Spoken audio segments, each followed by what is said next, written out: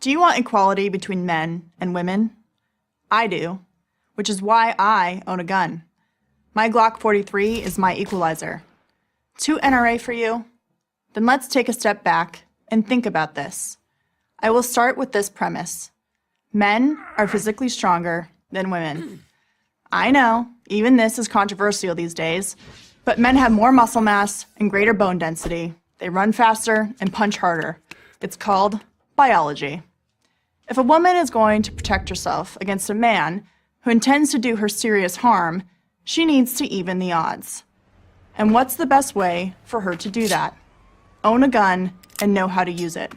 Given this, you would think that feminists would be lining up in front of gun shops, spending quality time at the shooting range, and filing for concealed carry permits. But when was the last time you heard a feminist speak out for women owning guns?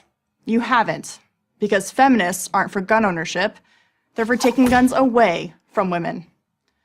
Well, you might say, if no one owned a gun, then everybody would be safer. Yes, and it would be nice if cheesecake was a diet food. There are over 300 million guns in the United States, and that's not going to change anytime soon. But even if we could build a giant magnet, fly it across the country, and snap up every gun, it wouldn't much matter to women's safety. In Great Britain, where it's almost impossible to get a gun, a woman is 3 times more likely to be raped than in America, according to a study by David Kopel, a professor of constitutional law at Denver University. Here's another telling comparison between gun-free UK and gun-owning US. In the United States, only about 13% of home burglaries take place when the occupants are home. But in the UK, almost 60% do. Professor Kopel explains the disparity. American burglars avoid occupied homes because of the risk of getting shot. English burglars prefer occupied homes because there will be wallets and purses with cash. And by the way, an assailant doesn't need a gun to be dangerous.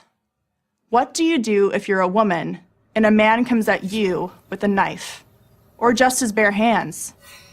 If you want to depend on pepper spray or a whistle, okay. But I think your finger on the trigger of a gun would be more effective. Take the example of mail carrier Catherine Latta.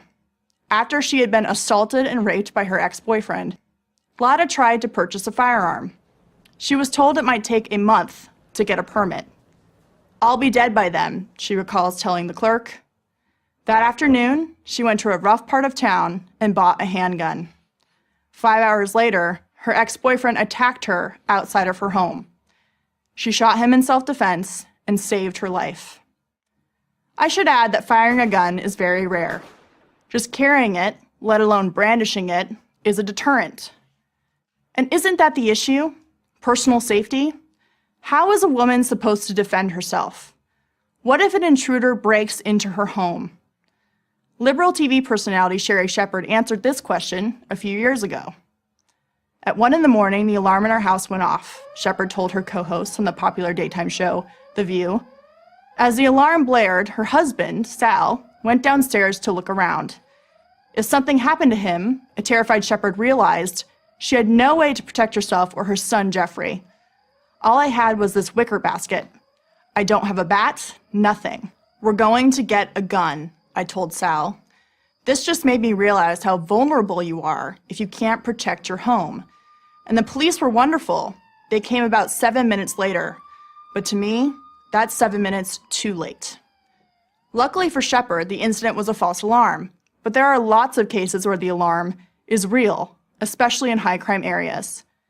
Yet every year, progressives push for more and more gun control without ever considering who will pay the price. It won't be the bad guys. They always get the guns they want. It will be the good women who need to equal the odds in a dangerous confrontation with a man. Women owning guns shouldn't be a partisan issue. In fact, it's a women's rights issue. I'm all for equality between the sexes, and I practice what I preach. That's why I own a gun. I'm Katie Pavlich for Prager University.